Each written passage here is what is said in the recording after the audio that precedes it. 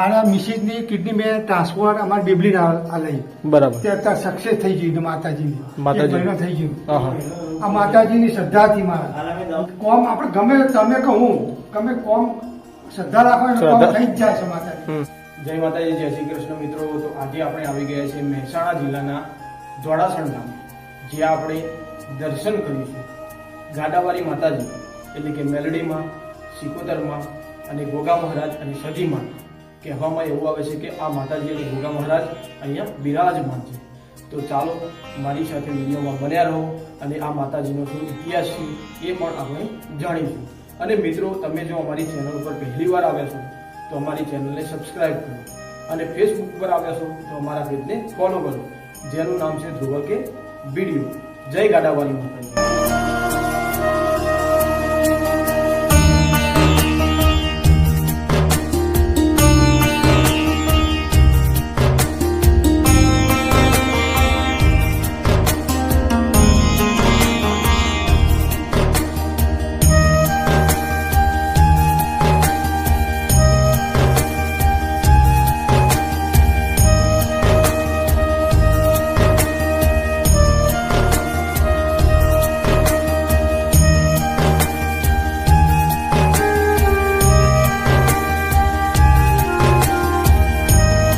સૌથી પહેલાં મંદિરના લોકેશન વિશે જો વાત કરવામાં આવે તો અમદાવાદ મહેસાણા હાઈવે ઉપર શંકુશ વોટર પાર્ક આવેલું છે. ત્યાંથી ફક્ત 1 કિલોમીટરના અંતરે તપોવન ઇન્ટરનેશનલ સ્કૂલની બાજુમાં એક્ઝેક્ટ દોડાસણ ગામ જવાના રસ્તે આ ગાડાવાળા માતાજીનું મંદિર આવેલું છે.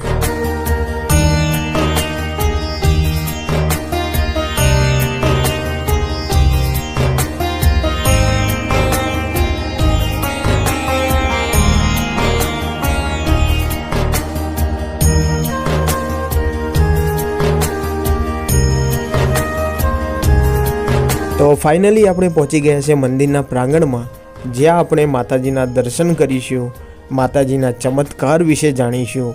અહીંયા તમારી કોઈ પણ માનતા પૂરી થઈ હોય તો કઈ રીતે પૂરી કરવી અને શા માટે લીલા નારિયેળ ચડાવવામાં આવે છે, શા માટે ચોકલેટ ચડાવવામાં આવે છે, તે તમામ માહિતી આપણે આગળ જાણીશું. તો વિડીયોમાં કન્ટિન્યુ બન્યા રહો. જય ગાડાવાળી માં.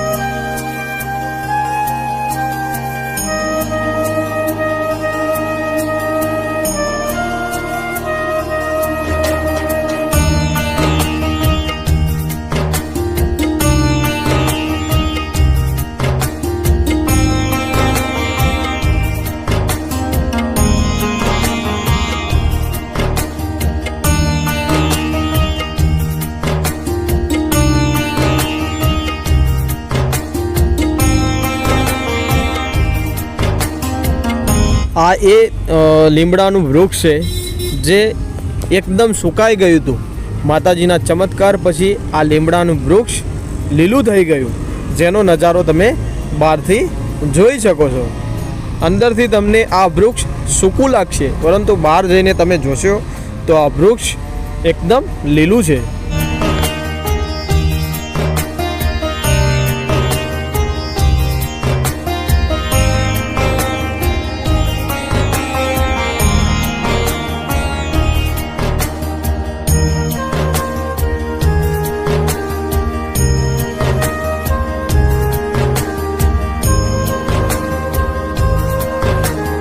જય માતાજી મિત્રો. તો આજે આપણે આવ્યા હતા ગાડાવાળા માતાજીએ. તો ત્યાં આગળ આ માતાજીના ભક્ત વિષ્ણુભાઈ પટેલ આપણને ઇતિહાસ વિશે, માતાજીના ઇતિહાસ વિશે આપણને જણાવશે. તો શું વિષ્ણુભાઈ, શું ઇતિહાસ છે માતાજીનો? આ માતાજી સાક્ષાત છે. ગમે તેવું માતાજીને હવે તમે કોમ કાઢો તો સક્સેસ થઈ જાય છે. એટલું બધું માતાજીનું મેલની સધીનું બરાબર સાથ છે એટલું બધું. હા હા. અને આ જૂનું ગાડા ઉપર ઠેરથી માતાજી બેઠા છે. બરાબર. ગાલા ઉપર મેલની સધી સિકોતર અને બાજુમાં ગોગા મહારાજનું મંદિર છે. બરાબર. એટલે પબ્લિક દર પૂર્ણિમે બહુ આવે છે વસ્તી દર્શન કરવા માતાજીનું. એટલું માતાજીનું સાથ છે એટલે મેલડીનો.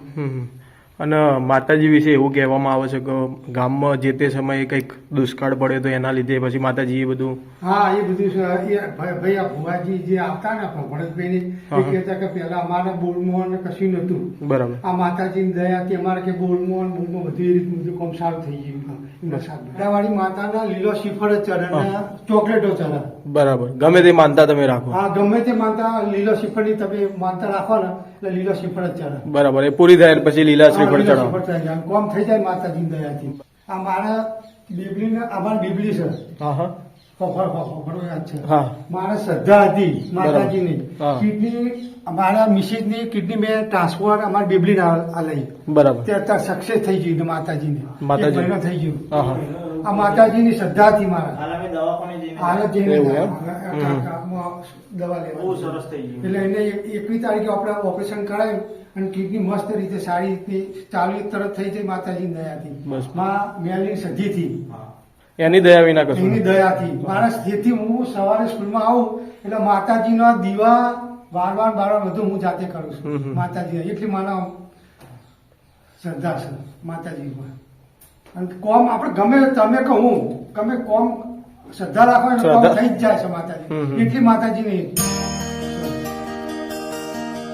માતાજીની દયા. દયા છે.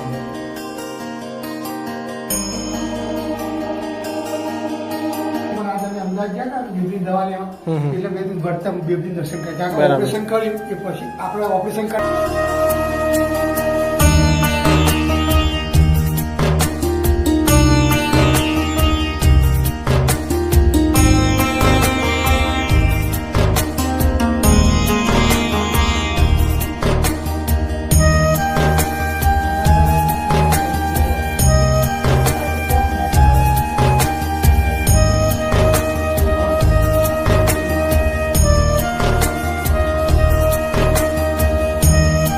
અહીંયા નીચે બિરાજમાન છે સિકોતરમાં અને ગાડાની ઉપર બિરાજમાન છે શ્રી મેલડીમાં અને સધીમાં.